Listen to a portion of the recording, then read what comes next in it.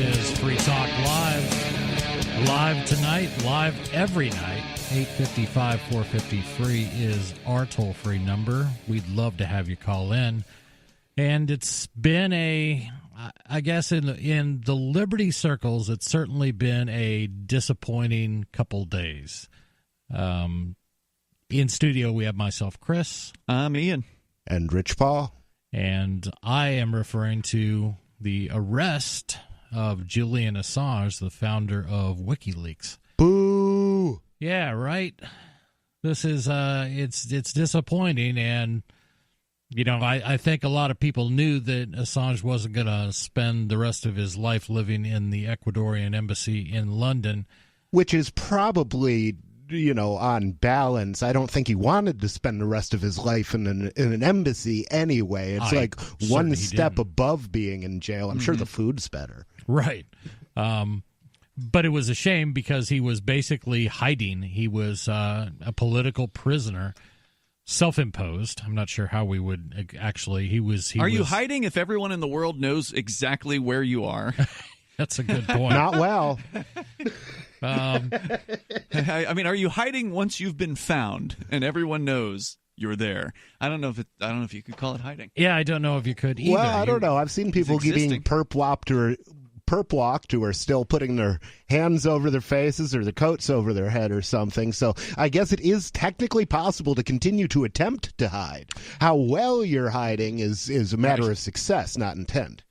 Yeah, it was self-imposed. If he would have left the grounds at any time, if he would have left the Ecuadorian embassy, he would have been arrested, and that's been clear for years. They had apparently 24-hour surveillance. Yes. That was one of the controversies in the UK, was some were rightfully upset at, like, hey, this is costing taxpayer money to have police out there 24/7 for 6 years or whatever it was. And these were British police running an errand for the U.S. government. Yes, and that certainly has not gone away. The only thing that occurred after he was taken from the embassy was turned over to U.S. authorities and served.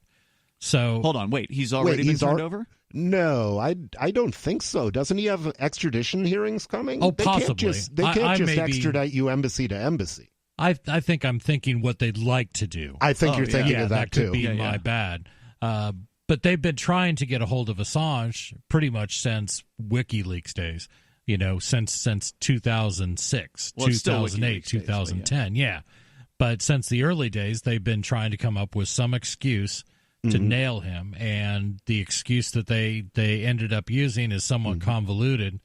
But the idea that you cannot, you know, seek some sort of asylum from another country, and as soon as you go, they're going to turn on you, they're going to flip on you as the host country of this embassy. Now, apparently the British police, their excuse for arresting him is for not turning himself in on the trumped-up rape charges, which have already been discredited. Is that correct? Long ago. Yeah, I know they've been discredited long ago, but that's actually one of the reasons for...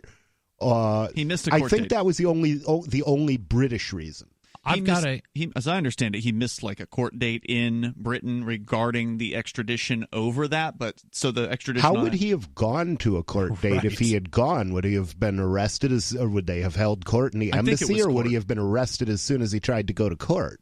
We're going to try to answer some of these questions, and I'm going to the BBC for this one. Julie, I'd like.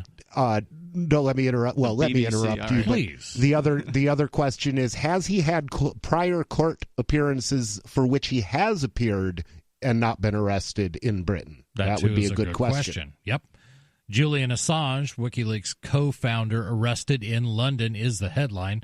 WikiLeaks co-founder Julian Assange has been arrested at the Ecuadorian embassy in London. Assange took refuge in the embassy in 2012 to avoid extradition to Sweden over a sexual assault case that has since been dropped. At Westminster Magistrates Court on Thursday, he was found guilty of failing to surrender to the court. Found guilty of failing to surrender to the court. Basically a failure to appear. Yeah. He now faces U.S. federal conspiracy charges related to one of the largest ever leaks of government secrets. And those leaks were the Chelsea Manning leaks.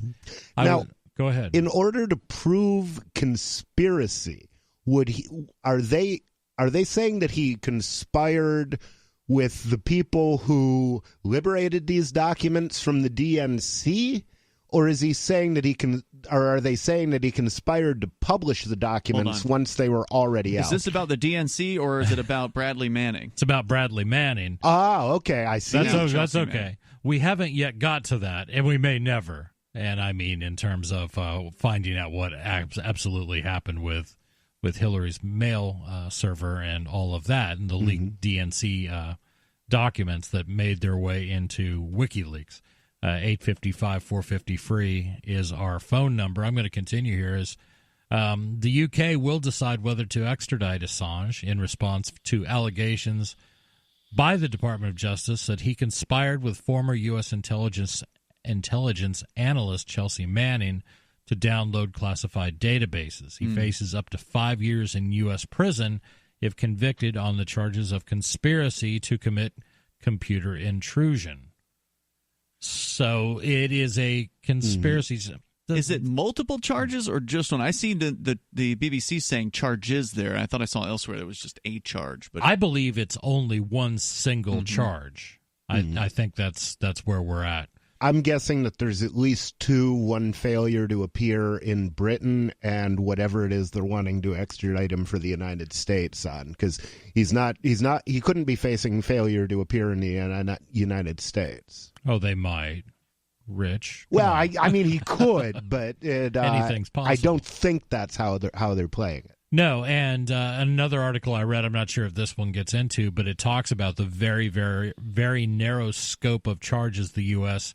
is leveling right now. It is one single charge of conspiracy to commit computer intrusion. The reason being the U.S. government's desire not to make this a First Amendment case. A First Amendment or a death penalty case, because if they accuse him of treason, he's Australian, isn't he? Yes. So I don't think he can be accused of treason. I was thinking, because treason is a death penalty offense technically, so the UK might refuse to extradite him if he's charged with something that could bring on the death penalty. That's an interesting point. The UK has a history of, and a lot of European nations do, of not honoring extradition to countries where the death penalty is in place. It's crazy. I do have the indictment in front of me, and just to confirm, it is one count. Yeah, of conspiracy to commit computer intrusion. Yeah. And what's the jurisdiction on that? The U.S. government, okay, Alexandria, Virginia, Eastern District of Virginia. Yep. Okay, so he's got one count right now in the United States. Yep. Assange's lawyer, Jennifer Robinson, said they would be fighting the extradition request. She said it set a, quote, dangerous precedent, unquote, where any journalist could face U.S. charges for, quote, publishing truthful information about the United States, unquote. She said she had visited Assange in the police cells where he thanked supporters and said, quote, I told you so, unquote. He did 2 days ago, wasn't it? Yep. Assange had predicted that he would face extradition to the U.S. if he left the embassy. After his arrest, the 47-year-old Australian national was initially taken to a central London police station before appearing in court. Dressed in a black suit and black polo shirt, he waved to the public gallery and gave a thumbs up. He pled not guilty to the 2012 charge of failing to surrender to the court. Right, so he's got to get through the court system in the UK, and then he'll probably face an extradition hearing, and who knows how long they can drag that out. Certainly they in New Zealand, Kim.com has been dragging that one out for a long time. The U.S. government's been trying to get him for years after raiding his home with like a helicopter attack SWAT team. Oh, it was crazy. I would expect the UK government to drop their charge so he could be extradited immediately if he is extradited. Well, just a guess. When big governments all work together, amazing things can happen, and it will fall whichever way the U.S. wants it to fall. Amazing things like destroying freedom. Exactly. 855-450-FREE. This is Free Talk Live.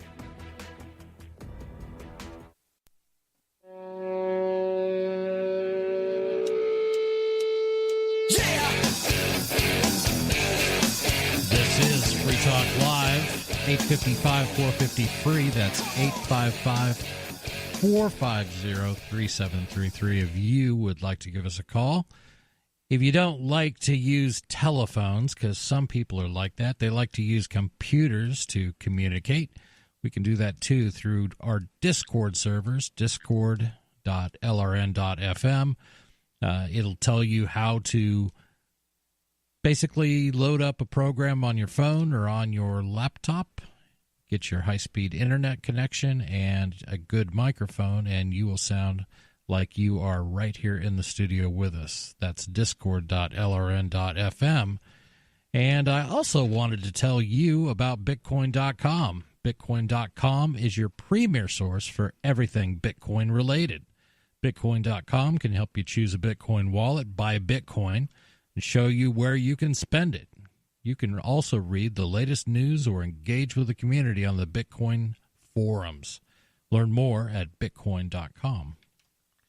So we've been talking about Julian Assange and what he has been going through. To recap, Julian Assange has been arrested. He has been basically booted out of the Ecuadorian embassy in London and taken by the UK authorities, where he has been charged with basically missing a court date. They've charged him with that. He has pled not guilty, and now he will face extradition to the United States, where we learned today he will face one single charge, and that has to do with conspiracy to commit computer intrusion. Conspiracy to tell the truth. Yes. So basically what he did was to try to work with Chelsea Manning, and I had this same blank today when I was trying to explain all this to my girlfriend. I kept saying Chelsea Manning. I'm like, God, I can't believe I can't remember. It's Bradley. It was Bradley Manning at the time, but I could not remember that. It's just Chelsea.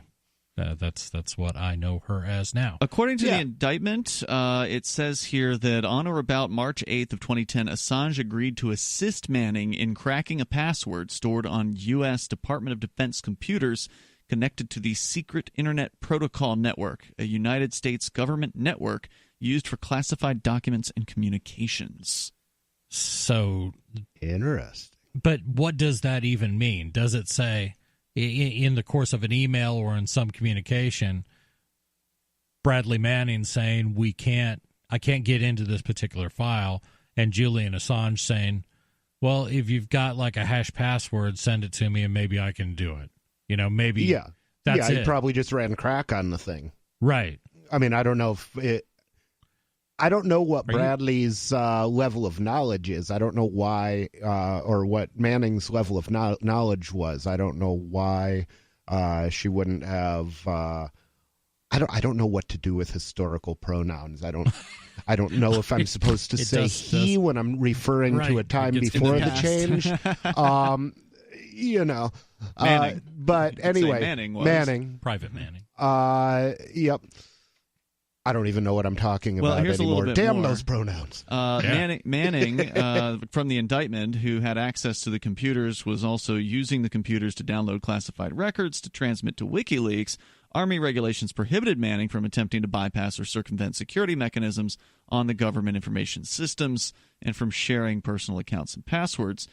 The portion of the password Manning gave to Assange to crack was stored as a hash value in a computer file that was accessible only by users with administrative-level privileges. Manning did not have those privileges and used special software, namely a Linux operating system. That Linux operating system was Tails. Groovy. Yeah. Tails rocks. To access the computer file and obtain the portion of the password provided to Assange. Why don't you explain for folks what Tails is? Yeah, I'm going to have to Google it real quick to get the name exactly right, but it's Tails. Well, I'll give you a short. Tails is a security-based Linux operating system. I believe it usually is run off a USB drive, and it sounds like they hadn't encrypted their hard drive. Yeah. So it sounds like he probably just rebooted under Tails and then was able to read the hard drive on the computer directly, regardless of any permissions that might have been on the computer. This is not an uncommon mistake. A lot of people think their computers are awful secure and don't even realize that anybody with a USB can walk up to the machine and log right in. Yeah, depending on how secure they are. We are talking about U.S. government protected devices, protected by our military, so one can expect these to not be well secured. Well, clubbing people to death doesn't require that much mental acuity, but maintaining computer security does. What I was looking for was TAILS stands for the Amnesiac Incognito Live System. That's what TAILS stands for. Gotcha.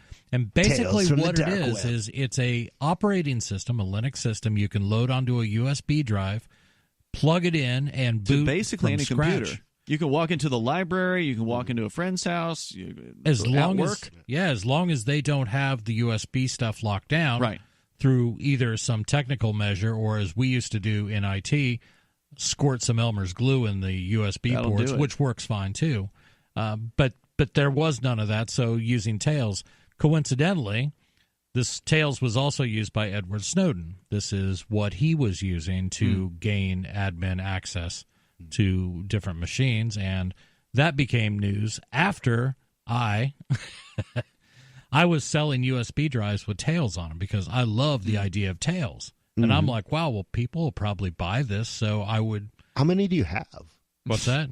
How many do you have? Do you have like thousands of these? No, I would make them to order. Oh, gotcha. Which meant I would sit there and go through it. Because there is a bit of a process of getting it installed. But I thought it was really cool that this thing that I had been doing for a couple of years because I thought it was a great idea, that turned out to be what Edward Snowden had been doing. So I was like... It's nice when the heavy hitters choose the same tools that you do. It was very good. That's why I run Linux. At the time he entered into the agreement, Assange knew that Manning was providing WikiLeaks with classified records containing national defense information of the United States. Assange was knowingly receiving such classified records from Manning for the purpose of publicly disclosing them on the WikiLeaks website.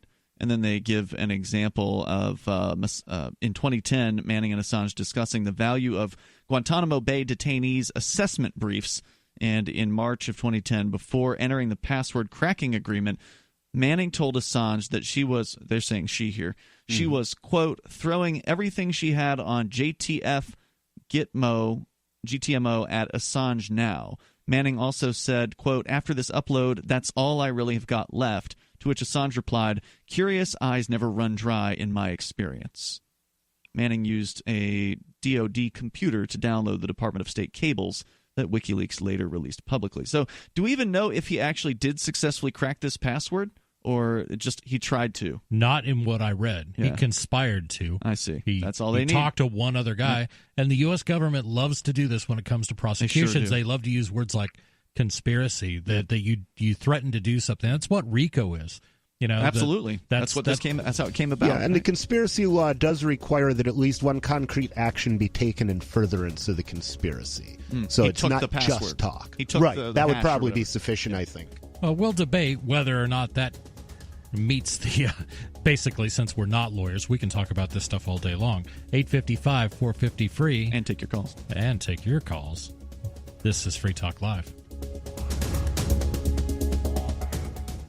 I want to tell you about my favorite cryptocurrency wallet, Edge Wallet, at edge.app. Edge is the wallet I use more than any other, and that was true long before Edge Wallet became a sponsor of Free Talk Live. Edge Wallet allows you to buy, sell, trade, and securely hold your cryptocurrencies, including Bitcoin, Ethereum, tokens, Monero, Ripple, Dash, Bitcoin Cash, and more. It's available for both Android and iOS, and you can download it via the Play or App Store or via Edge Wallet's website, edge.app. Secure your freedom with Edge Wallet.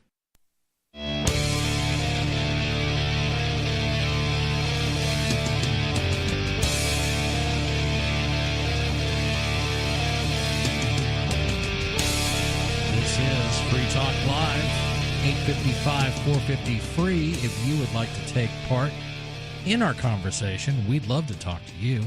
We've been talking about Julian Assange and the troubles he is facing in the UK after being removed from the Ecuadorian embassy in London, and talking about some of what we know so far, and I think it's pretty clear that there's a lot we still do not know, but undoubtedly more will be coming out about that. Ian, you've been telling us a little bit about the the actual charges that he has been facing. Just one. Yeah. So far. To be clear, that is one single charge, and a couple of people are saying, a couple of news organizations are saying this is so they can avoid this becoming a First Amendment case, saying, no, we're not involving the freedom of the press. We're not trying to infringe upon anything like that. We just want to make sure that this man is charged and pays his price for talking about cracking a single password, which seems to be the gist of it. I mean, but frankly, if he actually cracked the password and if the law was actually just, he would be guilty. If, for example, somebody was trying to break into a computer owned by a virtuous sole proprietor of a business, and I was working for that guy and I asked somebody else to help me break into his computer so I could steal something from it or copy something from it that was private, then certainly he would have committed a crime if he knew that's why I wanted the password cracked. So now, if the facts are as alleged, and that's a big if because the government lies. Oh, yeah. But if the facts are as alleged, then he would technically be guilty of breaking the law. And that's when we enter jury nullification territory. Sure. That's when it's time for people to say, sure, he broke the law, but he was justified in breaking the law because on a greater harms defense. Right. Letting the United States get away with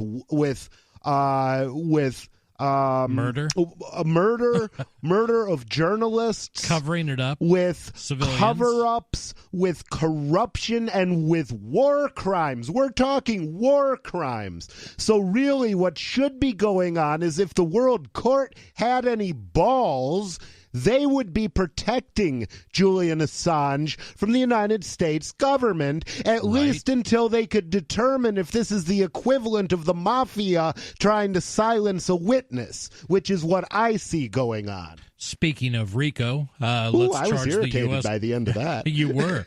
I like when you get like that. But we're going to go to the phones where we've got Richie in New York. Richie, you're on Free Talk Live. Okay, you're not Richie DuPont, are you? Hello. Oh, God. Hi, gentlemen. That's the snitch. I got Chris, Rich, and Ian there. That's correct. What's up? Okay, hi guys. Hey. You're on the air. I'm trying to. Thank you. I'm trying to collect my thoughts because it's so the collect the whole Assange set thing to me is very, it's a very big news.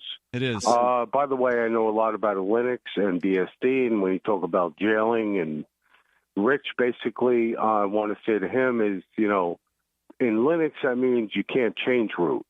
And I think you will agree. In BSD, they call it jailing. So I know a little bit about that stuff. But I called, I think, to address a greater issue. And I would love to hear from Greg from New York, who I haven't heard in a while. Okay. I listen intermittently, though. Mm-hmm. Yeah. And I would consider myself libertarian at heart.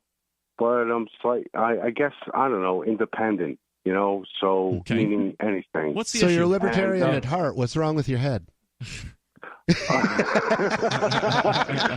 lot. And that has a lot to do with females, doesn't it? Well, in my circumstance. Romances and finances will drive you crazy. There you go. So what's on your mind? My math works good, but my I guess my heart kind of like. All right, brother. You got to get it. You got to get to the point. Okay. Capitalism versus efficiency. It requires efficiency. I'm trying to use, good general English. I don't want to play semantic jokes. Okay. And I don't want to get hung up, So I'm trying to be real honest about this. Are you saying it works well when it is efficient? I think it strives towards efficiency. It requires it. I think. In other words, for it to success requires efficiency. Thrive, yeah, there are a lot. He's saying that success requires efficiency. If you want to be a inefficient business, you can certainly do that. You just won't be a business long. Well, by definition, a nonprofit organization is an inefficient business. In a way, it doesn't turn a profit, but somebody wants it to be doing what it's doing because they're donating to it. True. But even there, hold on, even there, the nonprofit still has other nonprofits it's in competition with for donor dollars. Good point. So, so it needs to be economically inefficient and even efficient. Yeah. Oh God! It's hard not to get into semantic games when with that particular word. Right. There's a different measure. There's a secular and an economic definition of efficient, and they're not the same thing. Right, but there is operational efficiency and there's fiscal efficiency. Okay, and they don't have to be the same, and different organizations may have different goals. Go ahead, Richie. So what's the import of that? Okay, so my Okay. For the efficiency, in order, it drives. I'm trying to make the connection that I had in my head. Hold on. If I say to you, the greater few have much more than the greater many. The greater few. And again, I'm not trying to play.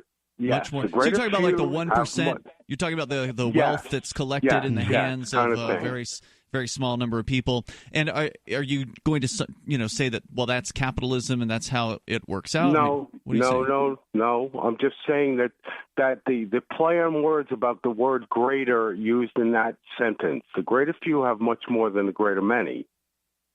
Yeah, I don't know where you're going with this. The greater few can be seen as greater, as in they're great people, as in leaders. They could the be. greater many can be seen as quantitatively, as in so many people. Well, the other thing is great can also be used in the in the sense of large. Mm-hmm. And I think that's really the definition you're looking for there. You can become large by doing good things, and you can become large by doing bad things, criminal things. Most of the time we prefer they do it the first way. Support? I'm sorry. Go ahead. No. Doesn't each one require the support of, getting back to the efficiency thing. Here's what I'd recommend for you, man. Efficient requires competitiveness versus collaboration and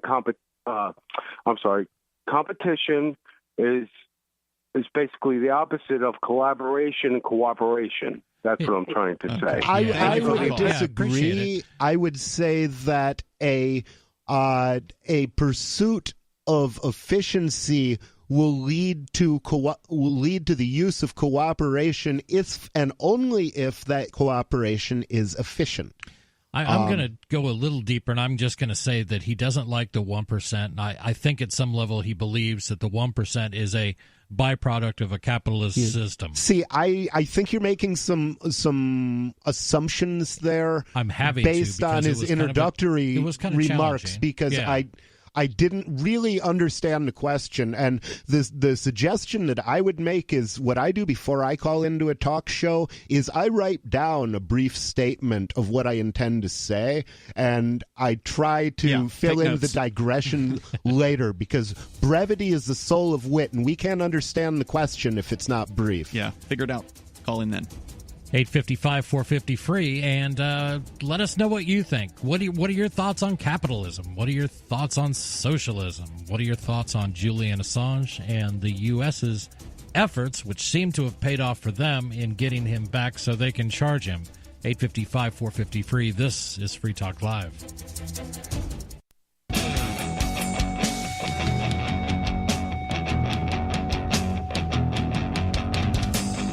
This is Free Talk Live, 855-450-FREE. We'd love to hear from you. That's our toll-free number. You can also hit us up on Discord at discord.lrn.fm. Load a little client on your PC or on your smartphone. Load an app. Use your microphone and your high-speed internet, and you will sound like you are right here in the studio. I'm Chris. We're joined with Ian and Rich Paul. Oh, I remember who you are, Rich. I know you. Sorry. Usually we all round robin the thing. Oh, I know, but I was off trying to in my mix it up. Little stoned world. I'm trying to throw you off. So I like when Rich is a little high in here because then I can just, try to throw him off all night long. That implies that you've seen me here not high. That's true. That would imply that I've ever seen you not high. That's probably not true because I didn't do any shows the 1 week that I was out on bail and actually being drug tested and wanted to stay out of jail. Oh, gosh. We've been talking Julian Assange, and we have a caller from Texas. Daryl, you're on Free Talk Live, and I think Daryl might want to talk about this too. Daryl, you're on the air. Yes, you're talking about the military's IT security. Well, I used to, when I retired from the Navy, I actually worked for NMCI for a little bit, Navy Marine Corps Intranet, and all the Navy and Marine Corps computers were encrypted, and this is about the time that Bradley Manning thing was coming out on the news. And maybe actually I started working before that came out, I think. And yeah, I do know that the Navy and Marine Corps stuff has always been encrypted since I can remember. I don't know when they started encrypted. That I don't know. But what was really interesting is we had someone, a civilian worker. She worked for the Army, ended up working for the Navy, and I was setting up her account for initial login, and she was telling me how much better the Navy's IT security was better than the Army's at that time. Well, I can tell you from my own personal experience, I was in the U.S. Army in the early 80s, and I worked with all branches of government. So we worked with, the Navy guys and the Air Force guys and the Marine guys. I can say the Navy and the Air Force guys were head and shoulders above the Army guys, like myself. They were head and shoulders above the Marine guys that we worked with. So what I have would back that up. My question would be whether transmissions were encrypted and, encryption was used on the network itself. The question is whether data at rest, meaning that data that just sits on a hard drive, has been encrypted, which tends to slow down a computer. Mm-hmm. Having been an MIS director, I would add one thing to that, which is computers always do what you tell them, but people don't. So right. In your experience, how good is policy compliance in military IT? Because a lot of security breaches are caused by non-compliance with policies that would have prevented the breach. That's a good question. I mainly was at at the service desk, but I did see some people do some really stupid things. Most compliance was generally good because first off we forced it because we turned off people at that time because of a thumb drive took down one of the ship's nipper systems, unclassified system on one of the ships. Mm-hmm. One of my guys who I worked with was on the ship in the Navy when that happened. He was actually on the ship it happened to, and it was someone with a thumb drive. So that's when I started saying, okay, no more thumb drives for the Navy. The Marine Corps stuff was so sensitive about thumb drives and stuff that we had a guy who was remoted into someone else's computer doing a fix, and the guy plugged something he wasn't supposed to, and instead of flagging the guy who did it, it flagged the guy who was remoted in, and they had to work with the Marine Corps, what they call McNOSC, to tell him what happened so they could get him his credentials back. Well, it sounds like he had to jump through some hoops to get into the computer that contained the files, because if he had just rebooted from a USB stick and gotten root on the target machine, he would have just downloaded the files. He wouldn't have had to download the password file. So there's more than one step involved here. Yeah, and I think to Rich's point, were all the procedures and being followed. My experience has been people will follow any policy you put in front of them as long as it doesn't slow down how long it takes them to log in or do anything else. You know what I mean? Yeah, and one other thing about Julian Assange being charged, first off, Julian Assange is not a U.S. citizen. Two, Julian Assange was not in the United States when he did that, so I'm wondering why do they have the ability to charge a guy who wasn't in the U.S. and is not a U.S. citizen? Well, there's an interesting question. Thank you, Daryl. Thanks for the call. Related to that, which was raised by the ACLU, which is if the United States can arrest a foreign journalist for breaching its information security laws, then can North Korea arrest an American journalist for violating their laws and disclosing their classified information? Yes, as long as they've got another country that's willing to extradite. Right. Now, it's going to be harder for North Korea to get extradition from a place like the United States. But on the other hand, if that journalist were to set foot into North Korea, they certainly could arrest him. I mean, I tend to agree. It seems like after this precedent, it would be more difficult for the United States to deny extradition if a foreign government was demanding that somebody be extradited. The United States can't say, well, we can't extradite a journalist for that. That would be wrong. I think they can say whatever they want. Because they've just demanded that the same thing be done. Yeah, but that's not it's not unusual for government to be completely hypocritical. That's okay. I mean, true, we're talking about people, right? We're talking about people. Sorry, I had my MIS hat on there for a minute, and I was trying to think logically. I got to go back to my government hat. But again, when we start talking about these cases, and you say, well, that's inconsistent. How can they do this over here while they do that over there? Because they're going to do whatever works for them at a given moment. They're going to, and you're going to see things like that. Right. The U.S., I guarantee you, in your lifetime, they are consistently inconsistent. Whatever furthers their power and arbitrary rule over others. And there will be, sometime in my lifetime, there will be a case where someone is charged by some other country with doing exactly what Julian Assange did, and the U.S. will vigorously defend them. They will vigorously do that. Mm-hmm. They will deny everything. No, if it's somebody that did it to Russia, then it's totally fine. Right? Exactly. Yeah. It's not going to be an issue. And for that matter, I mean, people talk about Russian meddling in the election from releasing true information, but how many elections does the United States interfere with every year, or in the average year? Hundreds, I'm sure. Both local elections and foreign elections, I would bet. We've got a great history of this too. I mean, this is almost the national sport. Go back to Chile and like things we were doing with the earliest versions of the CIA. In the 40s and the 50s, we were having fun in the banana republics. Oh, yeah. What did we need? What do we need? What raw material did we need from a particular country?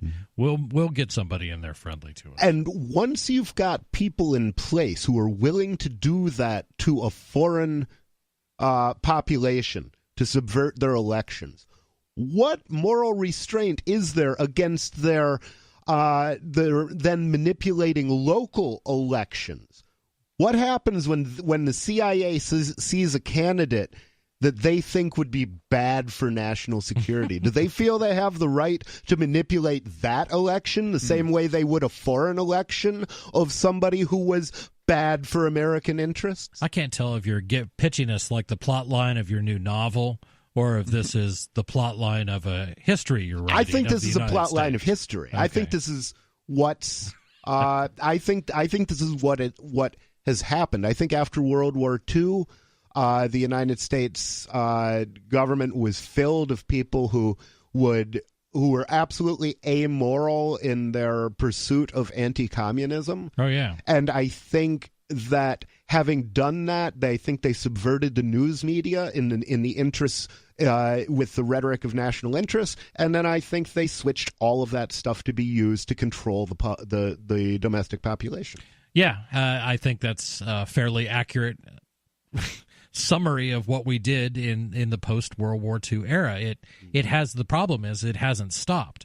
It hasn't even slowed down. It's probably increased in speed. And it is what it is. And I don't want anyone to sit, well, see, that's what Trump does, all this stuff. Well, let's talk about Julian Assange. That happened under Obama, right? I think some of Assange's stuff started under Bush. And these things are going to keep going on. And Trump said nice things about WikiLeaks, remember? Oh, yeah. Well, I do wonder if Trump just took him to find out what he knows about Hillary Clinton. And then he's going to let him go? But then he's a dead man. Trump or Assange? Stay tuned for hour number 2 of Free Talk Live. We'll keep talking a little bit more about Julian Assange. We got some phone calls to take. We look forward to that. 855-4... Don't you hate that feeling in the pit of your stomach when the police pull you over? Most people have no idea how to handle it properly, and they promptly get fed into the municipal fee-generating meat grinder. Or maybe you recall that feeling you get when you go to the mailbox and see one or more letters from the IRS. You get a sense of impending doom, don't you? So let me ask you, if you could learn how to use the law to beat the IRS, traffic tickets, almost any courtroom scenario, collectors, credit card debt, and even mortgage debt because of fraud perpetrated against you, would that be worth knowing about? Don't laugh. Investigate. Check out the life-changing benefits of the Lighthouse Law Club at their website, lighthouselaw.club. That's lighthouselaw.club. And while you're at it, visit the Lighthouse Law Club YouTube channel. You might be in for a pleasant surprise.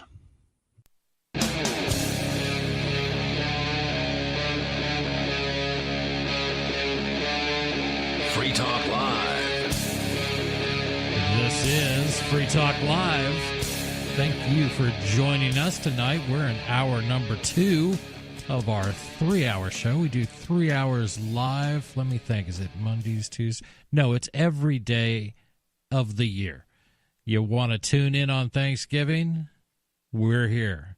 You want to tune in on New Year's Day? We may be a little hungover, but we'll be here anyway. You can join us and take part in the show by calling 855-450-FREE. That's 855-450-3733. And let us know what you think. We've been talking about Julian Assange and the troubles he is facing now that he has been booted out of the Ecuadorian? I don't know. I think either one would work. I think so, too. We're and this is Chris. I'm in studio joined by... I'm Ian. And I'm Rich Powell, Pope Indigent to the Church of the Invisible Hand. There you go. But Julian Assange is no longer I guess he was a guest of the Ecuadorian government, residing in an Ecuadorian embassy in London, and he has been shuffled loose his mortal coil within that. What? They killed him? I'm being a little overly dramatic there. He's been turned loose. Oh, okay. And turned loose means they're going to get him back to America, and God knows what the U.S. government will do. Turned loose directly into the arms of the UK police. Yeah. That's not turned loose. That's handed over. Yeah. Yeah. There's a big distinction there. Yeah. If he had been turned loose, I'm pretty sure the Russians would have been happy to come and get him. Yep, and we would not be having... I don't know. How did he end up in the Ecuadorian embassy instead of the Russian? I would have gone to the Russians just on the base... Did the Russians... No, he was there before Manning. Manning split, right? Was Assange already in the embassy? Assange was there in 2012, and I'm trying to remember. Are you talking about Edward when did Snowden? When did Manning go on the Snowden? I'm sorry. Yes, Snowden. When did Snowden go on the run? I think that was after Julian Assange. Okay, it was after Assange was in the embassy, because I heard of Assange when Assange was free. I don't know when he went into the embassy, though. You bet. Hey, we're going to go to the phones where we've got Vernon in New Orleans. Vernon, you're on Free Talk Live. What's on your mind? Okay, so in other news, today the United States military is forcing anyone that has identified themselves as a transgender to they have to have medical proof that they suffer from what's called gender dysphoria in their file by tomorrow, or they will have to continue to serve in the military under the sex which they were assigned at birth. So I was fascinated by this when I heard of this, and I don't even know if y'all ever heard of gender dysphoria, but apparently it is some sort of a officially recognized kind of thing. I don't know.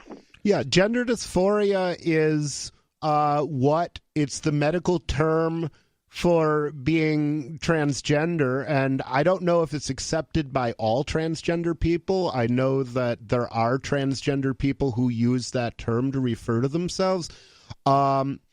I would imagine that's a matter of some debate. I have the Wikipedia definition here. Gender dysphoria, or GD, is the distress a person experiences as a result of the sex and gender they were assigned at birth. In this case, the assigned sex and gender do not match the person's gender identity. And that would be how they feel, right?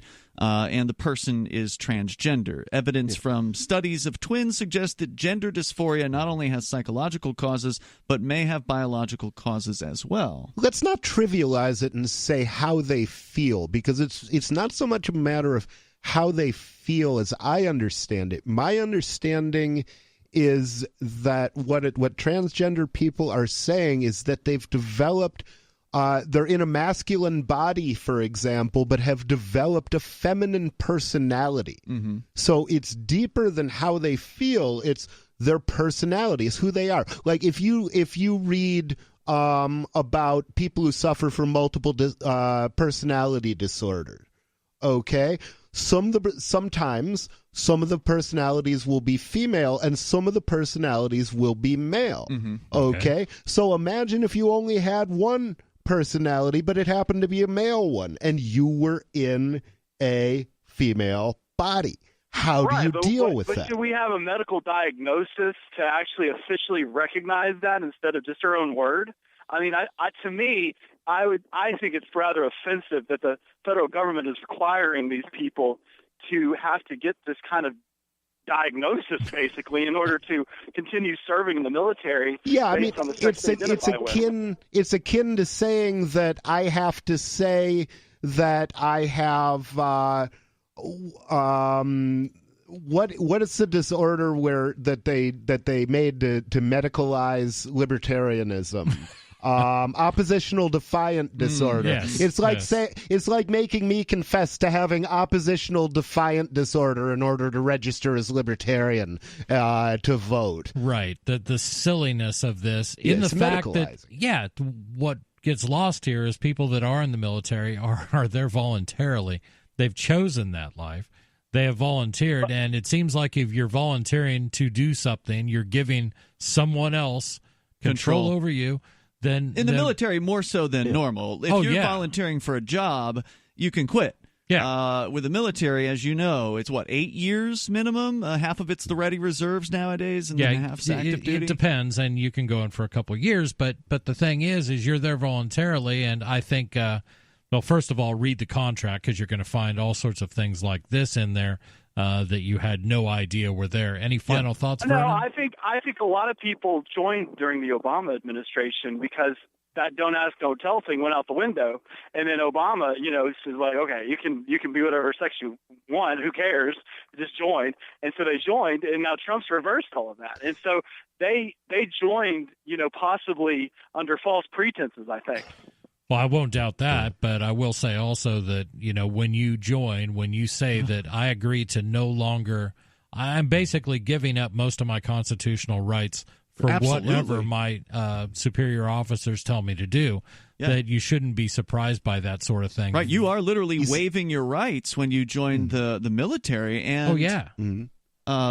Anyway, go ahead, Rich. Think about how you've read, I'm sure, Starship Troopers. Yes. Okay. Heinlein. Now, the fascinating thing about Starship Troopers to me is that they treated the men and the women in the military exactly the same way. Yes. And this wasn't reflected in the movie, but according to Heinlein in the book, the military was about 15% female. And except that or at least the mobile infantry, I think it was higher among starship captains. Yes, pilots were more predominantly female. So maybe what the military should do is stop recognizing the concept of gender entirely. Maybe they should just say, we don't care what gender you are. Right. You qualify at this level. Whatever. And you just have to be tough enough, A, to defend yourself, and B, to defend your country, and we don't care what's hanging between your legs, because that's not an issue. I think I was just going to say, I think that somebody else brought it up. I don't know if it was on the air or where it was, but somebody else pointed out why not just get rid of it from driver's licenses too? Like, what's the use of that information? That was me at the ACLU meeting, actually, because they were talking about adding a third gender, and I'm like, why add a third one? Why not just? I mean, it doesn't matter unless they're putting you in jail, and if they want to know which jail to put you in, they can ask you. Yeah, there's all sorts of things. I don't know. I think that part of this, and it's interesting that both sides bring this on. You have the right, which is, vehemently insisting that if you're going to say you're transgender, we're going to make you jump through all these hoops. Yet you also have people on the left that have been demanding equal rights until those equal rights become just not of interest. They don't want to actually. They don't want them. They just want the idea of it. They want equality on their terms. 855. It's symbolic of their fight against reality. Exactly. Very well put. 855-450-FREE. This is Free Talk Live.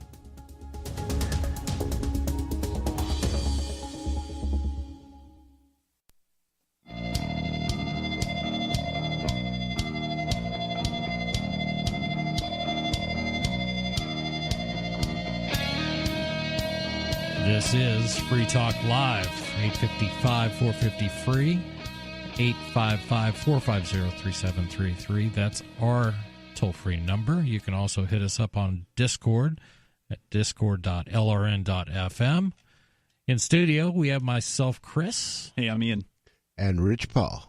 And we've been talking about Julian Assange and his loss of what little freedom he had living in the Ecuadorian embassy in London, and now being held by the British, who are promising to promptly turn him over to the U.S. government so the U.S. government can try him for what sounds to us like trumped-up charges. Trumped up? I knew someone would say that. Yeah, not really referring to President Trump, but Trump is, hey, he's the guy. The buck stops here, right? So, yeah, he could have stopped this. He could indeed. But does anybody, was this his thing? I mean, is he? No, they've been working on this for years. It sounds like he, what he said was, I don't know anything about WikiLeaks, which obviously Trump, like Jesus, speaks in parable. So obviously he knows things about WikiLeaks. I assume that he meant he knew nothing about these arrests. Maybe that's what he meant. But Trump was basically saying, come on, WikiLeaks, what else do you have on Hillary? This was during the campaign. What else do you got? So I want to see that's WikiLeaks what I was saying. everything. So obviously he knows that WikiLeaks exists. He's made the statement, I love WikiLeaks. Right. Now the interesting thing is, can a president pardon an act before a true bill is returned? This may be the presidency where we find out the answer to that question. I don't think Trump's gonna go out on any limbs for Assange. I don't either. Well, on the one hand, it would tend to reinforce the conspiracy theorists that said that Assange is just a Trump stooge. Although, I don't believe it's true, because if you look at the history of WikiLeaks, it's completely nonpartisan. Right. They attack everybody. They embarrass the Democrats and the Republicans and even the Ecuadorians when he was living in the Ecuadorian embassy. He didn't hold back. He will embarrass anybody, and that may be his undoing. Well, just to be maybe clear, that was the one hand that he shouldn't have. Although he wasn't running WikiLeaks He wasn't at that running time. WikiLeaks That's for right. the You last pointed 6 that months out or something before. like I that. forgot that. There's some amount of time recently that he has not been in charge. Understandably, because he's been restricted in this semi-prison of the embassy. This was in March. They were basically saying, we demand that you take better care of your cat, and you have to do something else. They let his cat in there? He had a cat in there, and they were basically made a big deal about all these threats against him. If you ever want to have internet access again. So he's been really completely cut off from the world, and the idea that he could, orchestrate anything from behind the walls of the Ecuadorian embassy is silly. Not saying. Wasn't he allowed out on a balcony? Haven't I seen photos of him out on a balcony? Anytime he was speaking to the press or anything like that, he could do that, and still remain within the grounds. But the idea that he was really coordinating anything in the last 6 months or a year, it's a pretty tough one to swallow. Well, certainly somebody had to have been intercepting all of his communications. I can't imagine the Ecuadorians weren't bugging him. That was the British government. The British were. Yeah. Everybody bugs everybody. Well, I mean, there was an article we read, I forget where it was from, but whatever, the journalist was allowed to go and meet with Assange in the Ecuadorian embassy and said that it was super creepy. Like the whole time they were there, they were constantly being monitored. They couldn't go into any room where there wasn't a camera set up by the embassy people. So he was constantly under watch. Mm-hmm. Yeah, but why? Same way talking to your lawyer in jail. Mm-hmm. Yeah.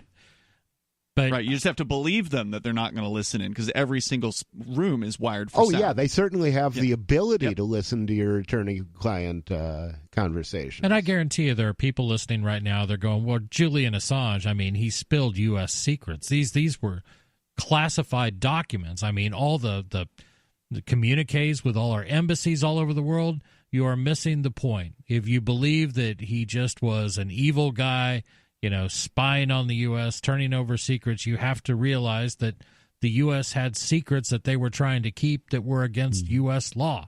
That's the issue. It's whether the U.S. government follows its own constitution. And thank God for people like Julian Assange who call BS on this stuff. And they say everybody should know what you're doing. And this has been going on for, Pentagon Papers. There's been so many examples of people who have been prosecuted and targeted for revealing the truth. And, I take the position that anything that can be destroyed by the truth should be destroyed by the truth. Absolutely. And if the truth brings governments down, let them fall. If the truth brings the banks down, let them fall. If the truth brings the churches down, let them fall. I'm with you. The truth will set us free. If we ever get it out. If we can ever get it. And if you're not locked in a cell in Great Britain, which is where Julian Assange is right now, waiting to find out if he's going to move to a new cell in the United States so they can debate whether they can put him away for another 10 or 12 years. That's going to be the debate. It's insanity. This coming from the BBC. After his arrest, the 47-year-old Australian national was initially taken to a central London police station before appearing in court. Let's see. It said that he pleaded not guilty, but then didn't it say like 2 paragraphs below that he was actually sentenced or not sentenced, but found guilty? He pled not guilty to doing that. And to not showing up for court. Right. And he pled not guilty to the 2012 charge of failing to surrender to the court, finding him guilty of that. District Judge Michael Snow and said Assange's behavior was, quote, the behavior of a narcissist who cannot get beyond his own selfish interests. So unquote. this is done. He's been found guilty. He's now just awaiting sentencing for the UK charge. Correct. He was then sent to Southwark Crown Court for sentencing, where he faces up to 12 months in prison. The court also heard that during his arrest at the embassy, he had to be restrained and shouted, quote, this is unlawful and I am not leaving, unquote. Assange set up WikiLeaks in 2006 with the aim of obtaining... I don't think we need to go through all the background. I was just going to see if there was anything intriguing here that has come out. So he's going to prison or jail or whatever they call it over in the UK for up to 12 months for simply missing a court date. So basically a misdemeanor. The equivalent of the common law contempt of court charges that we've both had in Keene. I mean, this was an actual charge. Essentially it's kind of like contempt, but it's basically but it's misdemeanor level. They're not not looking to put him away for another 12 years. No, they want to give him a spanking though. That they do. I suspect he's going to get some prison time. Maybe it won't be the full 12 months. But. Yep. So in your mind, was Assange, is he a traitor? Is he a hero? Let us know what you think. 855-450-FREE. That's our toll-free number, 855-450-3733. This is Free Talk Live.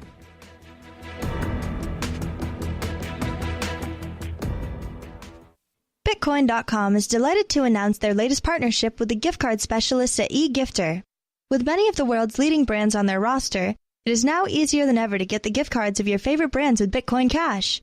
To get started, just follow these simple steps. Visit giftcards.bitcoin.com, pick the gift card you want, follow the instructions on your screen, and make your payment using your Bitcoin Cash wallet. Sit tight and your gift card will be delivered to you as soon as it's ready. That's giftcards.bitcoin.com.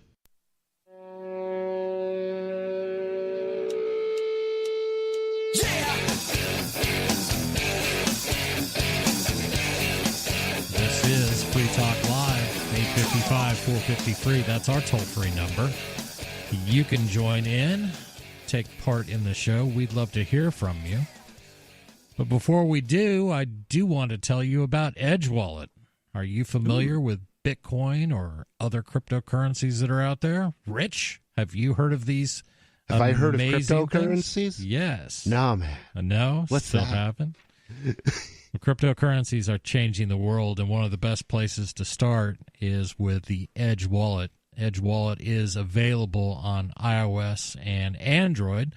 This allows you a secure place to keep and store your cryptocurrencies. You can also buy, sell, and trade from the Edge Wallet.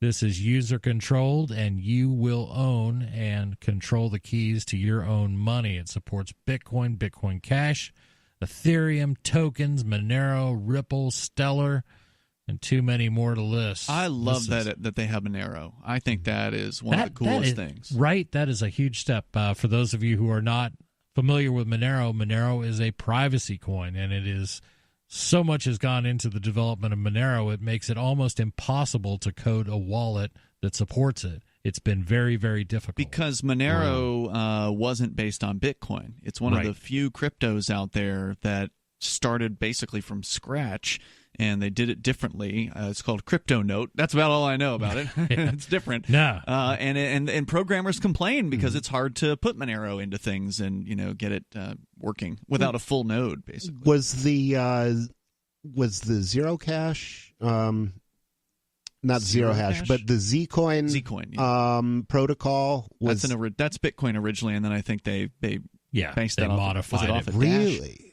Monero was all new. Edge Wallet comes from a veteran team. They've been building since 2014. Right. They advertise that they are secure in your freedom, and we agree. You can go to https. Oh my God! Did you really just say that? I did. I'm just going to say go to edge.app to find out more, or you can find it in the Android or iOS stores on your phone.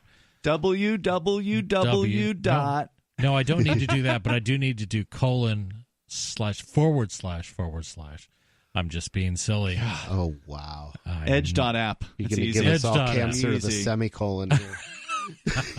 This is a great wallet for people that are looking to get started with cryptocurrency, and even people like me that have been in it for a long time.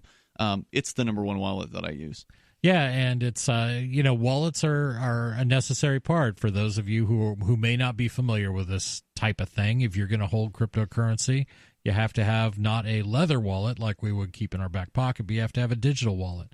And the problem is if you end up with 5 or 6 or 10 different cryptocurrencies, that used to mean 5 or 10 different wallets that you'd have to manage and juggle the keys around, and it was not easy. Ain't nobody got time for that. All right. But you got solutions like Edge Wallet that do a very nice job of making that much simpler. I've got some crypto-related news if you want to get into it. Please. PewDiePie. You ever heard of this guy? He is the largest YouTuber, largest audience. Net worth is somewhere around $40 to $50 million from streaming. Yeah. Yeah, he's the number one channel on YouTube. Referenced by the New Zealand shooter. That's correct. Whatever happened to him? I haven't heard word one out of New Zealand. I don't know. We haven't been following it closely. They were going to execute him, but they've instead banned all their guns, so there are no guns left to shoot him with. Well, they probably haven't all the guns yet, but they are definitely cracking down there. According to Cointelegraph.com and I don't know how many other dozens, if not hundreds of websites. This is getting reported in mainstream I think Variety.com had an article about it. Newsweek had this. But we'll go to a cryptocurrency place for it. Cointelegraph.com. PewDiePie, the personality behind the most subscribed channel on YouTube, will start streaming on blockchain video platform DLive as of April 14th. So that's, I think, this Sunday. The firm announced in a press release on the 9th.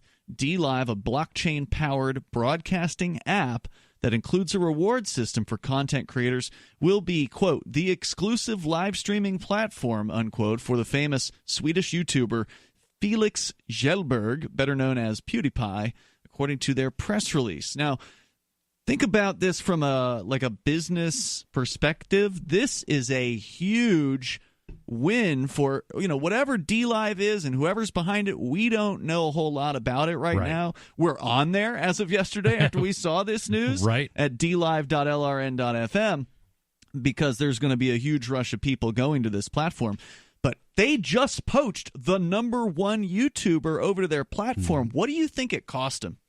Well, I think the promise, I think what PewDiePie sees is an opportunity to get away from the threat of demonetization. And basically what YouTube has been doing for the last couple of years has been going to a lot of their very successful content producers and saying, yeah, we're just paying you too much, so we're going to have to cut that back. We're going to cut that back. Or you said something on one of your streams that we just don't politically agree with. So and that's one of the things that makes censorship so attractive for YouTube is if they censor popular people, they don't have to pay them. They can just rob them blind.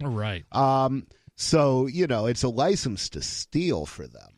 They can make money off of those personalities without having them be on their platform officially, right? Like there's a zillion videos of Alex Jones on YouTube that aren't on his channel, and YouTube's monetizing every last minute of a lot of those things. But Jones doesn't get any of it. Well, Alex Jones could sue them for copyright infringement and probably win if he wanted to. I don't know. I mean, maybe he could.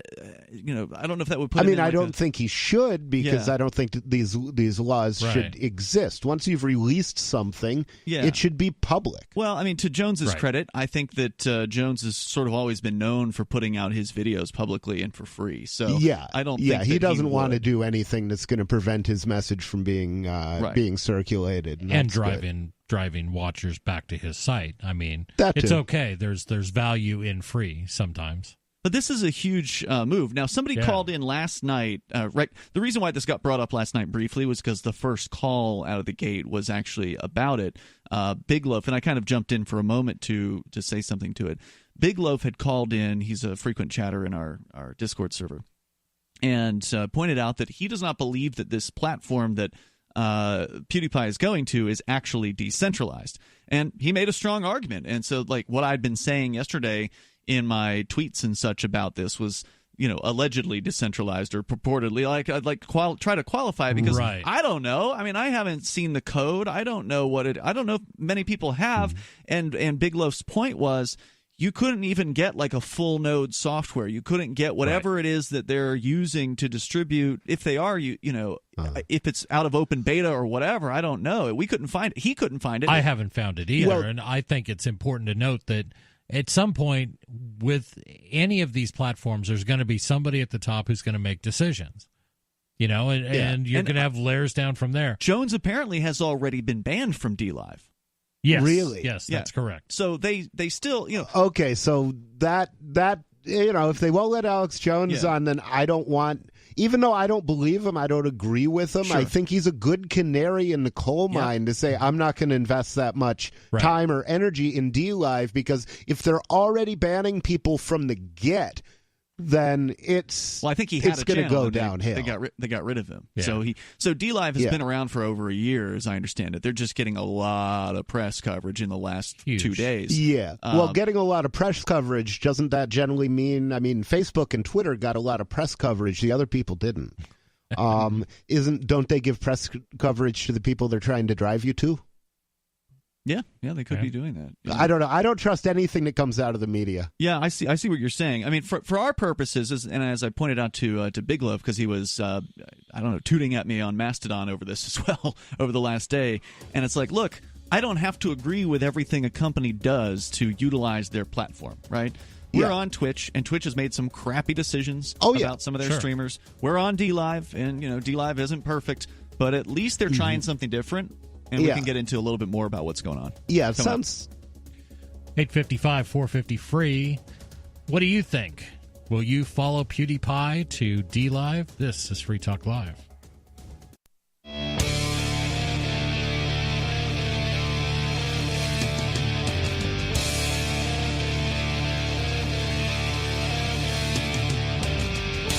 This is Free Talk Live. 855-450-FREE. That's our toll-free number.